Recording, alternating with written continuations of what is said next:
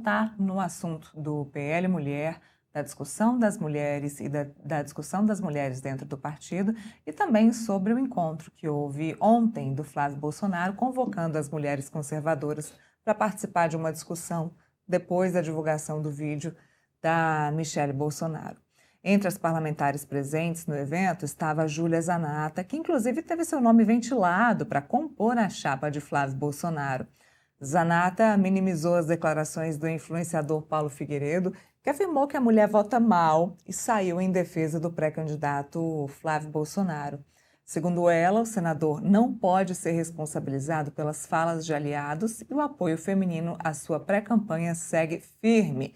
Deixa eu já, antes de ficar falando, é melhor a gente ouvir da própria boca dela, né? Convidamos a deputada Júlia Zanata, do PL de Santa Catarina, para conversar conosco. Temos muito assunto para falar, deputada, já agradeço muito e muito boa tarde a você. Obrigada, Neila. Obrigada pela disponibilidade, que a gente já tinha marcado esse encontro, mas não, eu tive que desmarcar algumas vezes. Só me confirma uma coisa que para mim a tua fala aqui tá parecendo um pouco picotada. Como tá a minha aí para vocês? Tá ótimo, estamos te ouvindo muito bem. Como é que você me ouve? Agora melhorou, agora melhorou. Acho que foi uma instabilidade aqui da minha internet, talvez. Mas estou à disposição de vocês. Vamos falar o que interessa aí. Vamos lá, eu quero começar falando sobre a reunião de ontem do Flávio Bolsonaro. Até conversamos com a Bia Kicis aqui ontem, que tinha me garantido a presença dela. De fato, ela foi. Michele não foi por um motivo que todos nós já sabemos qual. Ela acabou deixando o PL Mulher e, enfim, não achou que fosse o momento de participar dessa reunião. Eu queria entender como foi essa reunião e se de fato esse encontro serviu para unir as mulheres e para direcionar as mulheres do PL e conservadoras a tomar alguma atitude no que diz respeito a trazer as mulheres para o voto feminino para o Flávio Bolsonaro nesse ano.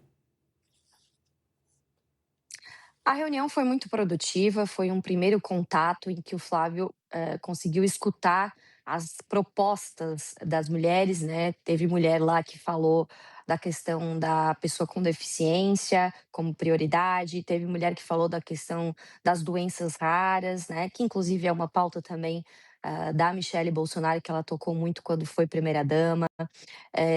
Algumas mulheres como eu falou da questão da autodefesa, né, que eu defendo a liberdade para a mulher que quiser ser atiradora, colecionadora ou até comprar uma arma para sua autodefesa, que é importante, eu considero importante, diante da criminalidade no país.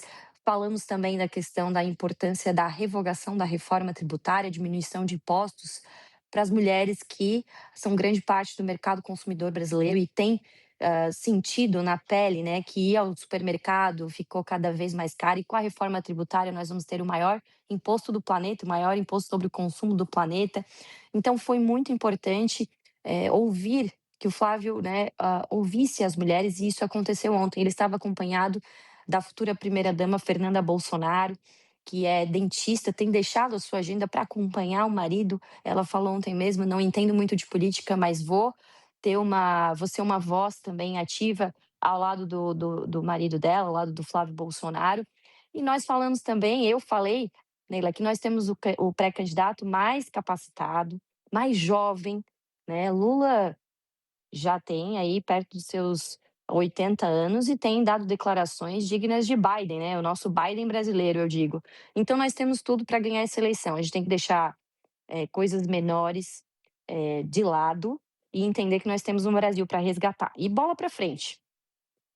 Bom, até semana passada, o seu nome estava sendo ventilado como a possibilidade de vice na chapa do Flávio Bolsonaro. Até conversei com o Sóstenes Cavalcante, que é o líder do partido na Câmara, e ele te elogiou bastante, mas disse o seguinte: olha, o problema é termos uma vice e termos uma chapa puro sangue, porque isso evita que a gente agregue eleitores que votam em outros partidos e que têm outros posicionamentos.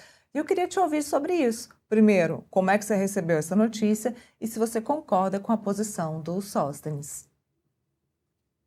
Primeiro que as pessoas não votam em partidos, né, elas votam em pessoas.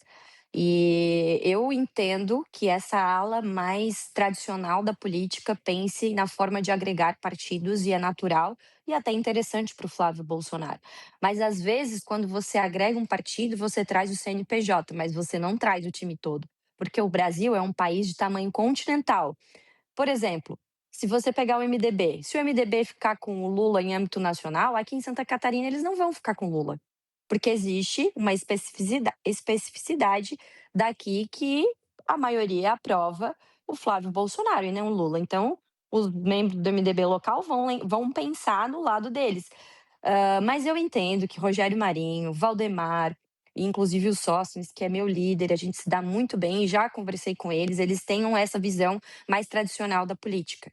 Porém, eu entendo que há necessidade de a gente fazer um aceno maior para a nossa base, porque o que importa, o que vai trazer votos daquele pessoal que às vezes não acompanha tão ativamente a política, é manter a nossa torcida animada, aquecida, entrosada. Já que estamos em Copa do Mundo, vamos falar esses termos, né? Que falam no meio do futebol. Manter a nossa torcida aquecida, o nosso time entrosado. E eu acredito que o meu nome, ele tenha causado esse impacto positivo na nossa base. O Flávio, ele já tem, isso foi dito inclusive pelo irmão dele, o Eduardo Bolsonaro, que tem defendido o meu nome, ele já tem um perfil agregador no campo político. Mas, Neila, eu tenho falado que eu vou fazer o que for melhor para a eleição de Flávio Bolsonaro. Então, se a escolha do Flávio Bolsonaro se ele tiver o entendimento de trazer outro partido, outro nome que vai ser importante para a gente ganhar a eleição, eu vou imediatamente acatar e vou seguir aqui em Santa Catarina, como já tenho feito, visito muitos municípios catarinenses, estou sempre próximo, gosto de fazer política, de estar próximo das pessoas, para ouvir as demandas de cada localidade. E eu tenho um duplo desafio aqui, porque eu lancei o meu marido, Guilherme Colombo, como candidato a deputado estadual, pré-candidato a deputado estadual. E vou seguir fazendo o meu trabalho. Agora, se o Flávio, se toda a cúpula entender que é bom para a gente ganhar a eleição, eu estar ao lado dele como vice-presidente da República, eu estou pronta para o combate. Deputada, eu vou colocar o Felipe Monteiro na nossa conversa, meu parceiro aqui do Contexto Metrópolis todos os dias, para te fazer uma pergunta também. Felipe, por favor. Bom dia, deputada. Deputada, eu queria que você fizesse um balanço, né, sobre a reunião de ontem, mas no contexto de que as principais lideranças, né, uma das principais lideranças femininas não participaram, a Michele Bolsonaro, né, a Damares e a Tereza Cristina. Né. Isso indica talvez o enfraquecimento e esvaziamento da reunião que o Flávio Bolsonaro convocou para discutir políticas para as mulheres? Só repete a última parte que a tua fala pareceu para mim bem picotada. Reflete o quê do Flávio? Um certo esvaziamento da reunião, do objetivo principal, que era realmente discutir políticas para as mulheres em geral. Tá. Só me fala se tá aparecendo, se tá saindo certinho a minha voz, porque a do Felipe tá bem picotada para mim. O meu tá ok para vocês? Tá travada a tela aqui para mim. Tá ótimo, tá ótimo.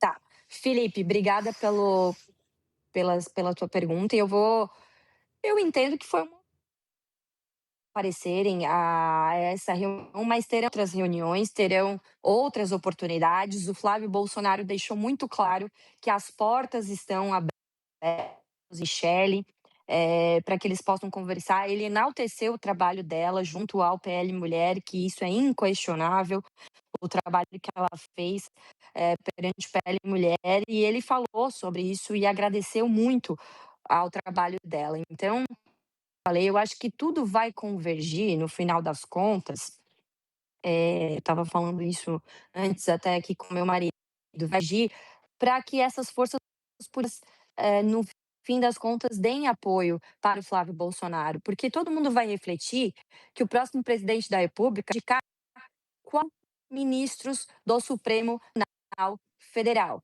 Jair Bolsonaro, todos os presos do 8 de janeiro, todo o executivo, o Brasil inteiro tem sofrido com insegurança jurídica, canetadas monocráticas de ministros do Supremo atingem vários setores da sociedade. Então, nós precisamos pensar nisso, pensar que é uma chance de a gente reequilibrar os poderes da República, porque o próximo prefeito vai indicar 4 ministros do Supremo Tribunal Federal.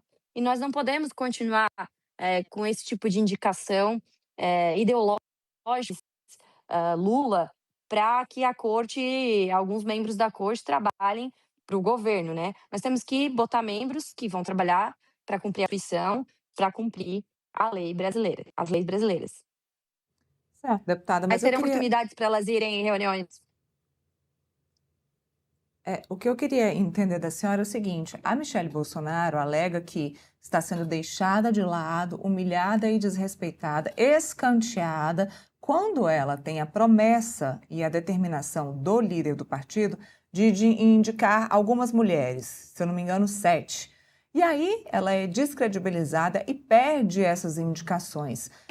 Ela acaba explodindo por conta disso, coloca todas essas informações nos vídeos que ela publicou, e como não houve nenhuma negociação com o Valdemar, principalmente em colocar a Priscila Costa na vaga que ela tanto pediu para o Senado lá no Ceará, eu queria ouvir sua opinião. Não é, mais uma vez, uma mulher sendo deixada de lado para que os homens tomem o lugar? Veja bem, Neila, isso acontece todos os dias na política, com homens e com mulheres. Eu vejo homens, colegas, reclamando de que as suas intenções, indicações não foram ouvidas pelo governador Jorginho Melo, que atendeu uma base eleitoral, inclusive aqui em Santa Catarina. Eu não tenho todas os meus sonhos, as minhas vontades, quem eu queria indicar para prefeito, ou para vereador, ou para sei lá o quê, atendidas. Isso é normal da política. Eu vivo a política, apesar de estar no meu mandato, há muito tempo, já trabalhei, já fui assessora, e a política ela nada mais é do que uma constante disputa de espaço. Entendeu? E então eu acredito que isso é algo normal da política. Eu, como vivo a política há muito tempo, entendo que é disputa de poder, seja com homens, seja com mulheres. Eu acho a Priscila um excelente nome, lá um excelente nome no Ceará. Agora, também tem a questão do André, o André que é hoje o presidente estadual do partido, e eu já tive alguns problemas aqui em Santa Catarina que eu recorri ao Valdemar e ele me falou assim: você tem que resolver isso com o seu presidente do partido no estado, que é o governador Jorginho Melo. Eu ouvi isso. Você não pode vir aqui, enfim. E são conversas internas que a gente acaba não expondo muitas vezes, porque eu entendo que isso faz parte da política. Entendido. Felipe, sua pergunta, por favor. Deputada, atualmente o Flávio Bolsonaro vive o pior momento da campanha, né? No começo da disputa com Lula, as pesquisas davam um empate técnico, né, entre ele e o presidente Lula, e agora o Lula, na última pesquisa Atlas, parece com 46, quase 47% no primeiro turno, ou seja, praticamente há a possibilidade dele ganhar no primeiro turno as eleições presidenciais, que nunca ocorreu antes com ele, sempre disputou o segundo turno. A minha pergunta é a seguinte: quando se surgirem mais coisas contra o Flávio Bolsonaro e se inviabilizar politicamente, você teria algum nome para disputar as eleições no nome dele? Ou vocês vão ficar até o final no nome do Flávio Bolsonaro, bater nessa tecla? E se tiver algum nome, qual nome você escolheria para capitanear a direita nesse momento? Felipe, não existe outro nome, nós não queremos outro nome. O nosso nome é Flávio Bolsonaro, indicado pelo Jair Bolsonaro, e que apesar de tudo, apesar de uma desunião, apesar de todos os ataques, né, que ele está sofrendo, inclusive com o uso de perfis pequenos, patrocinados, gastando R$ 400 mil para atacar o Flávio Bolsonaro, nós estamos indo bem nas pesquisas. Eu considero que eles estão com a máquina na mão e mesmo assim nós estamos indo bem nas pesquisas. Essa pesquisa Atlas aí de ontem, por exemplo, o recorte que foi feito dessa pesquisa demonstra que o Flávio está melhor entre as mulheres. Né? Outras pesquisas demonstraram outra coisa. Então a pesquisa ela é um retrato do momento. Não estou descredibilizando a pesquisa, não é isso. Mas a pesquisa ela é um retrato do momento. A maioria das pessoas não está pensando em eleição ainda, não está engajada em eleição ainda. Muitas vezes vai ser no último momento que isso vai ser decidido. Ainda tem muita coisa para acontecer. essa questão do envolvimento do líder do governo, Jacques Wagner, com essa questão do Vorcar, o filho do Lula, viajando com um careca do INSS, troca de delegado da Polícia Federal, que estava em cima do Lulinha. Agora a questão da mulher do chefe geral ali da Polícia Federal. Tem muito material para isso, para a gente mostrar quem de fato faz mal para o Brasil. Tem muito material para a gente mostrar isso. Mas para isso a gente precisa focar nisso. Porque hoje parece que toda a imprensa e até membros da direita estão focados em evidenciar algumas questões que acontecem no âmbito da direita e esquecem de evidenciar tudo isso que está acontecendo no Brasil. Impostos nas alturas, rombo das contas públicas, preço no mercado incontrolável, que as pessoas, o dinheiro das pessoas não vale mais nada. Então nós temos muito para crescer ainda na campanha. E nós vamos crescer, com certeza. Ainda não começou e nós não temos outro candidato. O candidato é Flávio Bolsonaro. Deputada, assunto importante agora, mesmo em época de pré-campanha, é o PL da misoginia. PL da misoginia que vem sendo tratado dentro do Congresso e que teve a sua urgência aprovada ontem e a senhora votou de forma contrária. Eu queria entender o motivo do voto contrário, se a senhora acredita que esse texto não precisa passar de forma rápida neste momento pelo Congresso Nacional. Só um pouquinho. Pega ela aqui que eu tô dando entrevista. Só um pouquinho. Veio correndo, senão ela chora. Desculpa. Imagina. Ele passou. Qual foi a tua pergunta? Desculpa, pode repetir? Do PL da misoginia. A senhora votou contra, ontem teve a votação da urgência. Eu queria que a senhora explicasse para a gente se não há necessidade que esse assunto corra neste momento dentro do Congresso, para a sociedade. Eu achei totalmente desnecessário passar ontem, primeiro que vocês sabem que o Congresso estava esvaziado. Eu estava lá no plenário, inclusive orientei contrária à bancada do PL a esse requerimento de urgência, até porque há 2 semanas atrás, quando eu fui como líder do PL representar o meu partido na reunião de líderes, havia uma divergência, inclusive de partidos de esquerda, que consideram um retrocesso para a questão do racismo, né? Porque esse PL da misoginia, ele está equiparando a ofensa às mulheres ao racismo, e é imprescritível e inafiançável como é o racismo. Então tinha até setores de esquerda contrários. E agora, ontem, do nada, colocaram o requerimento de urgência na pauta de última hora, sem ter um texto prévio, o que é muito preocupante. E foi aprovado a urgência, além dos votos necessários, né? E 158 votos contrários. Eu acho um momento muito ruim para discutir esse projeto no Congresso, na Câmara dos Deputados, porque está esvaziado. E a relatora, a deputada Tabata Amaral, informou, inclusive, que Hugo Mota prometeu que vai pautar isso, o texto, o mérito, antes do recesso, o que é preocupante. A gente não pode passar questões que vão afetar a liberdade de expressão, talvez até a liberdade religiosa, de uma maneira assodada, sem o debate democrático. Aquele plenário tem que estar cheio para discutir isso. Não pode ser baseado em falácias, baseado em narrativas, na fala que existe um discurso de ódio na internet. É totalmente. O que vai mudar a vida das mulheres é quando o agressor, estuprador, bandido ficar na cadeia. Aí você pega as deputadas que estão defendendo que esse PL vai mudar a vida das mulheres, elas defendem o desencarceramento em massa, elas votaram na comissão, esses partidos de esquerda votaram na comissão, na CCJ, na minha PEC da redução da maioridade penal, contra a admissibilidade e constitucionalidade. Nós temos números do CNJ que demonstram aumento de 25% em casos de estupro de vulnerável cometidos por menores de idade. Então, isso sim vai mudar a vida das mulheres. A mulher que é bandido na cadeia. Agora, da forma que está o PL da misoginia, de forma ampla, duvidosa, a ofensa à dignidade da coletividade, uma coletividade abstrata da mulher, vai servir para perseguição ideológica, vai servir para afetar a nossa liberdade de expressão. E a relatora, ela diz que gosta de fazer política pública baseada em evidência, mas isso não existe em nenhum lugar do mundo. Esse projeto que está sendo proposto, o texto que está sendo proposto, vai servir para, no final, criticar e perseguir padre, que nem aconteceu com o Frei Gilson, porque ele leu uma parte da Bíblia, Efésios, que diz: a mulher tem que ser submissa ao homem, assim como o homem deve amar a esposa, como Cristo amou a igreja, que demonstra não submissão, mas que são complementares. Homem e mulher são complementares. Um casal, um tem que viver para o outro. Então, a gente daqui a pouco vai ter que reescrever a Bíblia para oferecer, pagar pedágio para o politicamente correto, que agora tem dominado o mundo e ditado essas políticas progressistas.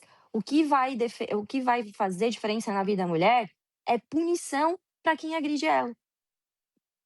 Nós podemos ter, só para complementar, nós podemos ter o contrassenso de que matar uma mulher não é crime imprescritível, mas falar contra a coletividade subjetiva da mulher é crime imprescritível. Isso não tem sentido nenhum. Felipe, sua pergunta para a gente encerrar, por favor.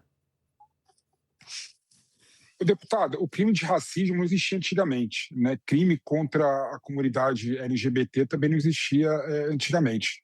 Quando você pega o contexto do Brasil, o número de feminicídio aumentando, o número de denúncia da Maria da Penha aumentando, quando você vê, por exemplo, as mulheres sendo descredibilizadas a todo momento, né, com a sua palavra, né, seja quando fala sobre assédio moral, assédio sexual, aumentando, quando você vê, por exemplo, a declaração da Michelle Bolsonaro, né, que na minha opinião foi uma declaração importante, né? Quando você vê, por exemplo, a declaração do Paulo Figueiredo, dando a entender que as mulheres não sabem votar, você não acha, por exemplo, que deveríamos proteger as mulheres em relação a esse pensamento completamente atrasado e completamente equivocado? Eu entendo que você colocou e que você pontuou, mas não é melhor discutir e tirar do texto o subjetivismo e colocar no texto questões que são claros crimes de misoginia e crimes e machismo, né? Não daria para você aprimorar o texto ao invés de rechaçar 100% ele, nesse contexto que eu descrevi para a senhora?